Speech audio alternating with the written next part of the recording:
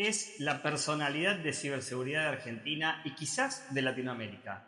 Un alto tipo en todo sentido, por lo alto que es, pero por la alta persona que es. Prácticamente hicimos la carrera juntos de seguridad o de ciberseguridad, lo conozco hace muchísimos años. Una persona espectacular, a pesar de ser hincha de River. Con ustedes hoy, Pedro Adamovic. Bienvenido a la Sandy Hill Sessions. Y bueno, para los que no te conocen, si existe alguien que no te conozca, ¿quién sos? ¿Cuántos años tenés, si lo querés contar para la audiencia? ¿Dónde naciste? ¿Tenés familia? Contame. Bueno, primero gracias por la invitación, un placer. Sé que encima estoy detrás de un gran amigo, un gran crack, es Lu. Así que bueno, gracias por la invitación. Bueno, yo soy Pedro Adamovic, tengo 48 años, soy de Capital, nací en el barrio de Congreso. De sangre croata. De sangre croata, totalmente. Soy, como digo siempre, mitad argentino, mitad croata, fanático de River, enófilo y aparte ingeniero. Estoy casado y tengo un joven niño de 14 años, se llama Mirko. Bueno, Pedro, vos sabés que nosotros somos gente grande, ¿no? Entonces nosotros ¿Vos? Sí, vos, No. yo soy más grande que vos. Nosotros nos aproximamos a la ciberseguridad o a algo, a la seguridad o a la seguridad informática o algo, después de que eso empezó a ser algo importante o que empezó a haber gente que se dedica exclusivamente a la ciberseguridad. Nosotros empezamos por ahí desde abajo o haciendo otras cosas. ¿Cómo fue que vos llegaste a hacer un tipo de ciberseguridad? ¿Cómo empezaste? Bueno, yo tengo como dos eras, llamémosle. La era previa a la edad laboral y la que empecé a trabajar en tecnología y en ciberseguridad. En realidad todo empezó más cuando era pequeño, lo he contado en un par de entrevistas, tenía más o menos 8 años y mi papá era un croata que viajaba por el mundo, era marino, entonces tenía en esa época, en los 80s, había mucha diferencia entre cuando la tecnología llegaba acá, pero cuando había salido originalmente en Japón y después en Estados Unidos, claro. etc. Entonces tenía la suerte de tener computadora cuando normalmente la gente no tenía computadoras y otras tecnologías también. Entonces ahí me hizo como medio, mi viejo era bastante fanático de la tecnología y me empezó a picar ese bichito de la tecnología. Pero en paralelo con la computadora no solamente jugaba, porque además tenía, en esa época tenía muy poquitos jueguitos, porque eso no llegaban acá. Me trajo un libro mi viejo, que era de Basic, y ahí empecé a leerlo, un libro en inglés. ¿Eso te hizo picar el bichito? Y eso me hizo picar un bichito, le pedí otro libro cuando volvió, qué sé yo, y me acuerdo que mi gran logro en Basic fue hacer un Pac-Man. Muy orgullosamente se lo mostré, me acuerdo a mis viejos, no me olvidó más la cara, y se miró, dijeron, che, este pibe me parece capaz que puede llegar a funcionar. Hacer algo. Pero en paralelo, también siempre lo cuento, me gustaba también el tema de viajar y de ser marino. Fue evolucionando las cosas y escuché que también Lu contó que trabajaba en una casa de computación, estaba en una casa de computación. No, es peor porque los hermanos mayores lo hicieron craquear jueguitos, pero bueno, dejémoslo ahí. Yo empecé a trabajar en una casa de computación, ¿qué hacía? Iba cuando ya empezó a masificarse el tema de las computadoras, con un cassette y qué sé yo, y con un disquete, con los juegos. Tenía una casa de computación a la vuelta de mi casa, iba, y la verdad que yo quería tener siempre todos los juegos. Entonces cada vez me hice más amigo del dueño, y en un momento me dice, bueno, ¿no querés ayudarme? Te ofreció equity. Claro, y digo, bueno, yo te ayudo, claro. Pero me llevo todo. Me acuerdo, todos los jueves llegaban todos los juegos de computación. Entonces yo qué hacía, trabajaba para él unas horas por día, estaba mi viejo también, y él me daba los juegos. Bueno, ahí siguió, yo después quedé a cargo de ese, era muy pendejo, pero quedé a cargo porque el flaco se enfermó, entonces empecé a arreglar joystick, como que le encontré a vuelta un montón de cosas. Dije, che, qué copado todo esto. Pasó el tiempo, seguí siempre muy conectado a la tecnología y también en paralelo tenía como otro sueño que era ser como un ejecutivo de un banco. No me pregunté por qué. Bueno. Estoy contando cosas que nunca conté. Esto sí bueno, le estamos sacando los secretos del Pedro Adamovic, ojo. Entonces como que se combinaba el marino que viajaba por el mundo, el tecnólogo y el bancario. Banquero nunca imaginé ser, pero bueno, de hecho no llegué. Pero bueno, y ahí surgió una famosa conversación que siempre la cuento con mi viejo, con mi familia, ahí en Congreso. Y mi viejo me decía, mira, yo creo que el futuro, vos podés ser marino, elegí lo que quieras, pero para mí el futuro está en la tecnología o en la robótica.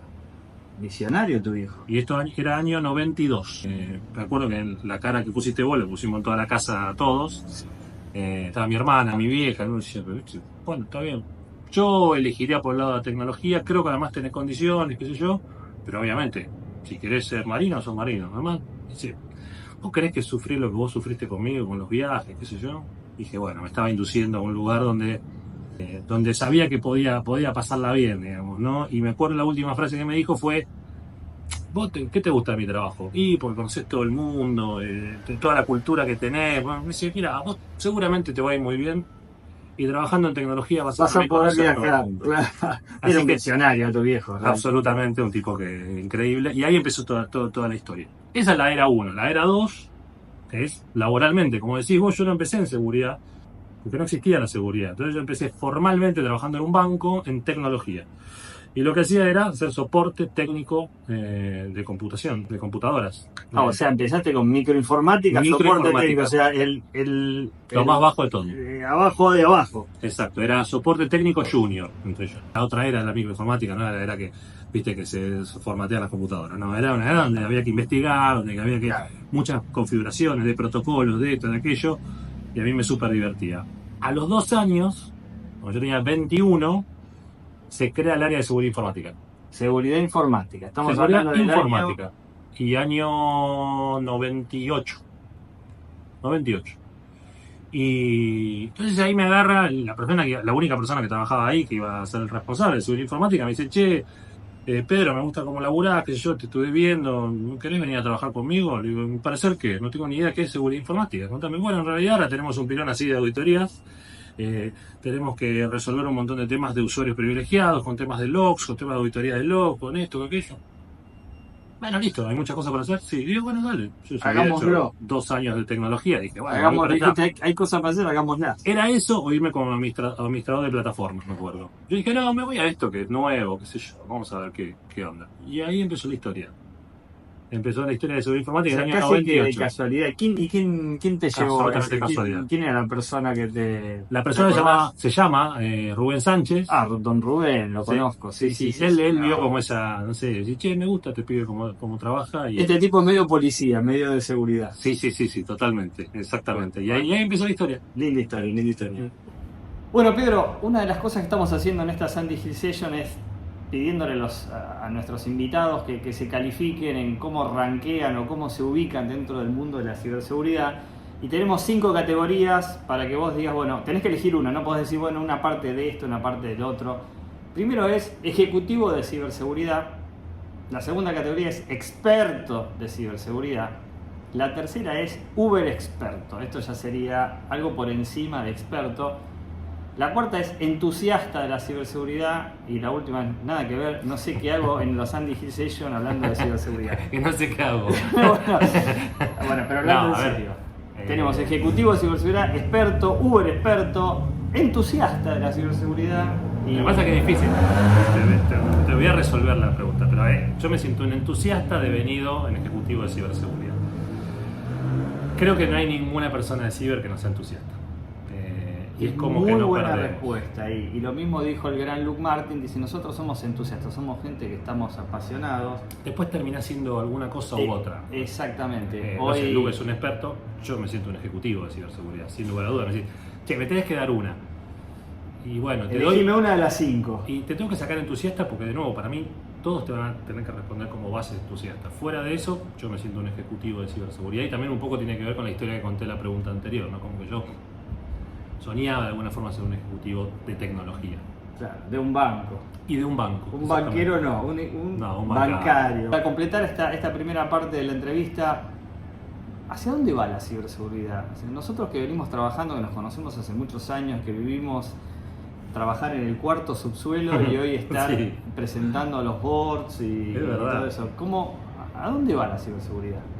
¿Qué pensás? Bueno, a ver, difícil hacer futurología, como era difícil hacer en el 98, pensar que ese primer trabajo mío en seguridad informática y listados iba a terminar en esto, en que hoy somos, los CISO somos Rockstar, los ejecutivos de consultoras son Rockstar, que haya crecido tanto la ciberseguridad. Yo creo que sigue siendo un tema que crece exponencialmente y va a seguir creciendo. Y eso se le suma. Por ejemplo, perdóname, pero que en algún momento van a bajar entre comillas, los problemas derivados de la ciberseguridad o de la inseguridad, o que van a seguir subiendo y se van a ir mutando y se va haciendo cada vez más complicado? Yo siempre hablo de la complejidad, cómo se va complejizando cada vez más los ataques de ciberseguridad, y la realidad que nosotros complejizó aún más el escenario es todo el tema de fraude, ¿no? Y de estafa. La verdad que eso hizo que nosotros teníamos una problemática. Yo, como líder de ciberseguridad, tenía una problemática o varias problemáticas, que era cómo proteger mi compañía, y después se sumó cómo proteger a todos nuestros clientes.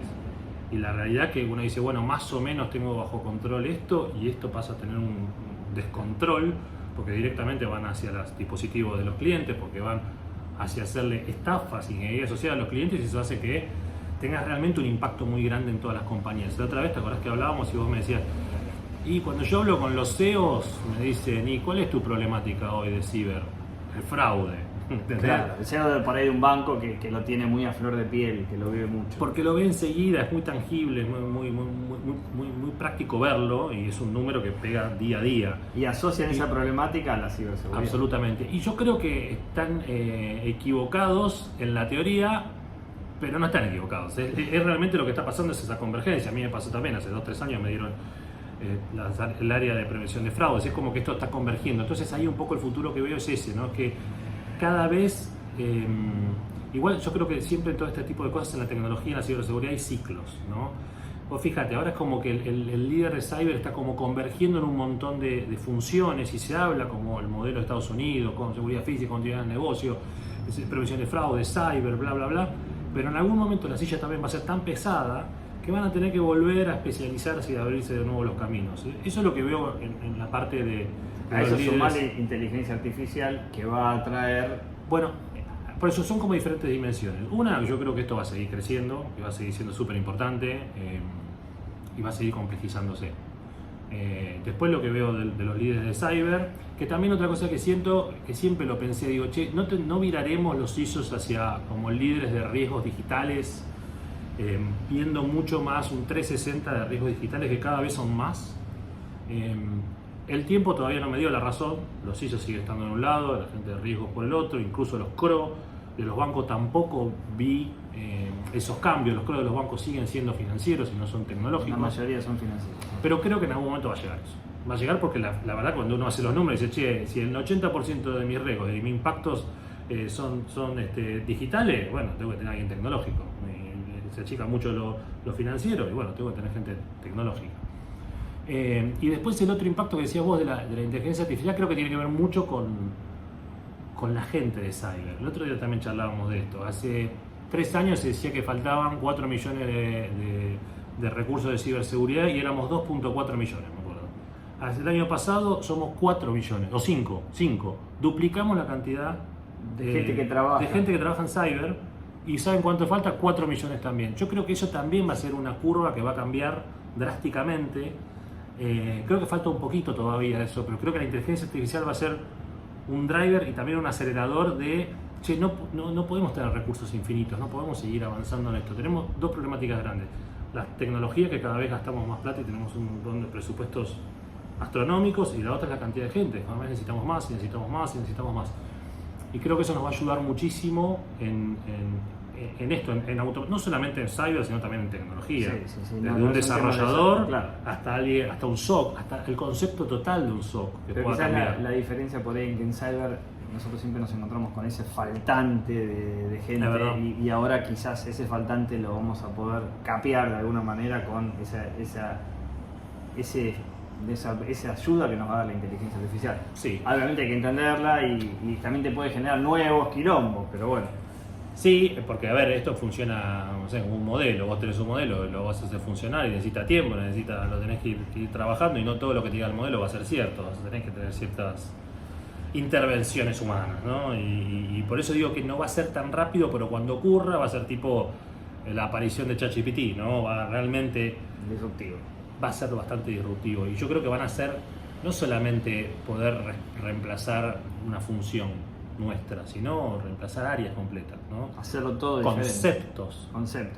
Ahora, como está mucho de moda con el tema de los CIEM, ¿viste? De los Next Generation CIEM, bueno, es un poco eso, ¿no? Pasamos de un CIEM a un A otro tipo de XDR, tecnología. a esto que es otra cosa, digamos, ¿no? Exactamente. Apuntan a algo más autónomo, digamos. Exactamente, y esa evolución obviamente nos va a cambiar a nosotros los que tenemos algún rol de liderazgo en la gestión de seguridad, de ciberseguridad, nos va a cambiar también, nos va a exigir cambiar a nosotros y entender un poco eso. Sí, pero viste esa discusión famosa, che, me voy a quedar sin trabajo o no, pero en realidad me tengo como que rediseñar como líder, tener un upskilling, un reskilling, lo que sea. Creo que también va por eso, porque las primeras áreas que van a ser, comillas, reemplazadas van a ser las áreas más operativas. Y la realidad que esas áreas operativas, esas personas que trabajan en esas áreas operativas, van a poder tener otro seniority y cumplir otras funciones muy superiores a las de ahora. Pero nos va a exigir salir un poquito del camino que ya llevábamos y pensar otras cosas. Totalmente, cosa que está buenísimo.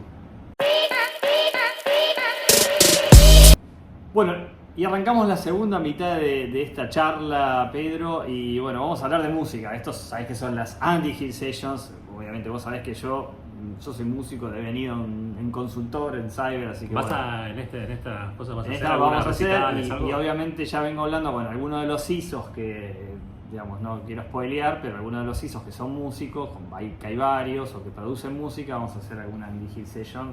¿Con música? Musical de verdad, una session al estilo Bizarrap. No sé si llegaremos a tanto, pero bueno. Bueno, no cuentes conmigo. Un 15% menos que Bizarrap. Bueno, no me spoilees las preguntas, por favor. Bueno, primera pregunta. No estamos buscando el gen musical cyber. ¿Esto qué quiere decir? ¿Existe algún tipo de música que nos identifique los que hacemos ciberseguridad? Obviamente los que hacemos ciberseguridad somos muchos. Está el CISO, está el que hace seguridad defensiva, el que hace identity, etcétera, etcétera. Y a algunos les puede gustar una cosa a la otra. De hecho, unos locos que se les ocurrió una idea de ponerle un tipo de música a cada rol dentro de un área de cyber. No es mala. Está ahí, si ves uno de los videos de Andy Hill Sessions lo vas a encontrar. Okay. Pero te voy a preguntar a vos primero, ¿qué tipo de música, hay algún género musical que vos decís, este es el que a mí me identifica, lo que a mí me gusta pasa por acá? ¿Lo que a mí o para cyber? Pedro Adamovic. Y yo también me gusta de todo, pero lo que más siempre escuché de toda mi vida fue música electrónica. Música electrónica. Sí. Bueno. Y sigo escuchando. Y si tenés que decir, de ejemplo, ¿no? Decime los 3 grupos de música o bandas o solistas de música electrónica que vos escuchás. No, es que yo no sé si tengo...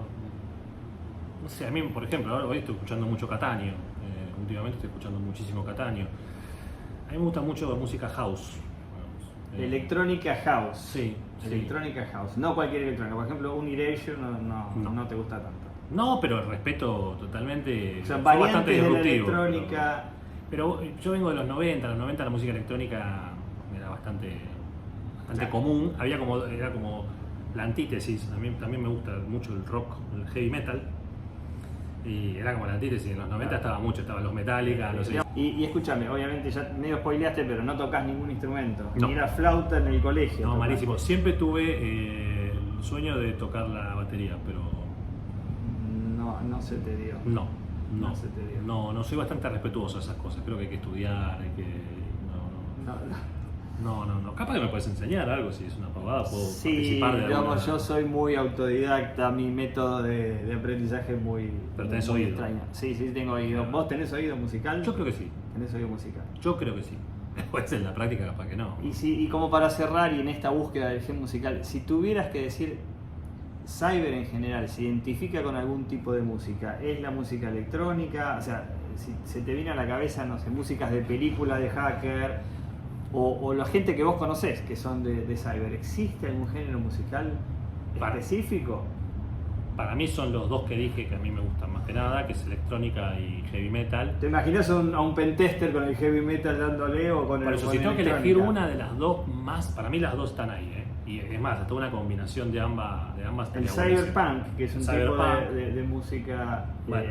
entre heavy metal y... Toda la estética cyberpunk, toda la música tiene más que ver con eso. Pero si tengo que elegir una, me quedo con heavy metal, me parece que nos identifica. Sería más identifica más a la gente de cyber que cualquier otro género musical. Yo creo que sí. Bueno, Pedro, te agradezco mucho el tiempo. Sé que estás medio urgido por ciertas cuestiones domésticas, pero también porque hoy juega River, así que te agradezco que me hayas dado el tiempo hoy. Bueno, gracias por un placer. participar. Bueno, y terminó nomás nuestra segunda session con el gran Pedro Admovic, que espero que les haya gustado. Esto ha sido todo, bueno, los espero en las próximas ediciones de la Andy Hill Session. Chao.